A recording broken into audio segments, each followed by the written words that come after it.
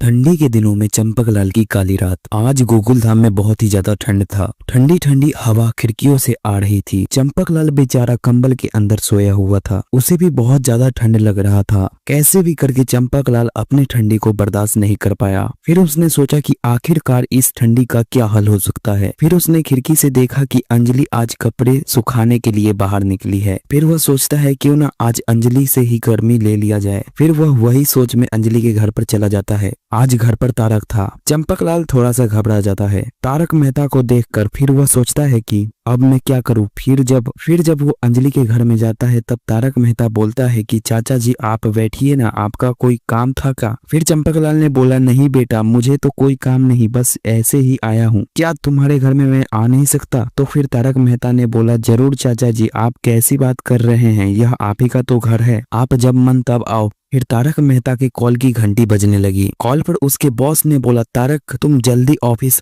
में आओ, यहाँ मुझे एक आर्टिकल अर्जेंट से अर्जेंट लिखना है, तुम आओ और इस काम को जल्दी से कर दो। फिर तारक मेहता अपना बोरिया बिस्तर लेकर ऑफिस की तरफ चल पड़ा। फिर इधर चंपकलाल सोफे पर ही बैठा रहा। फिर अंजलि नहा कर के घर से बाहर निकली। जब चंपकलाल ने उसे ऐसी हालत में देखा तो उसके तन बदन में आग लग गया। फिर वह सोचता है कि आखिर इसे देखकर मुझ में आग लग रहा है तो आगे कैसे मजा आएगा। फिर चंपकलाल यही सोचकर बैठा था। तभी अंजलि बोलती है कि चाचा जी आप और तारक कहाँ गए। फिर चंपकलाल बोलता है कि अंजलि बेटा, तारक कुछ काम से गया था ऑफिस के लिए, इसीलिए अब वह अपने ऑफिस में गया है। फिर अंजलि बोलती है ठीक है चाचा जी आप बैठिए, मैं आपके लिए चाय बनाकर लाती हूँ। तो चंपकलाल सोफे पर बैठा रहा। फिर थोड़ी देर बाद अंजलि चाय बनाकर लाती है और एक कप चंपकलाल को देती है और एक कप खुद ही पीती है। फिर इन दोनों ने बहुत ही ज्यादा बात किया। जब चंपकलाल ने उसे ज्यादा देर देख लिया तो उसका कंट्रोल अपने आप पर से हट गया और उसका जो बैठा हुआ था वह भी अब खड़ा हो चुका था। अंजलि इस चीज को गौर से देख रही थी। अब वह अंजलि भी सब चीज समझ चुकी थी। अंजलि ने बोला चाचा जी आपके लुंगी में क्या है। फिर चंपकलाल घबराते हुए बोला कि नहीं अंजलि बेटा, यह तो बस एक मेरी लाठी है। फिर अंजलि सभी बातों को अच्छे तरीके से समझ जाती है। फिर वह चंपकलाल के असली बात को सामने लाने के लिए अपना फोन नीचे गिराती है। फिर जब वह फोन उठाने के लिए नीचे झुकती है तो चंपकलाल उसे साफ साफ देख पाता है। फिर चंपकलाल बोलता है कि अंजलि तुम अगर बुरा न मानो तो मैं एक बात बोलूं। अंजलि ने बोला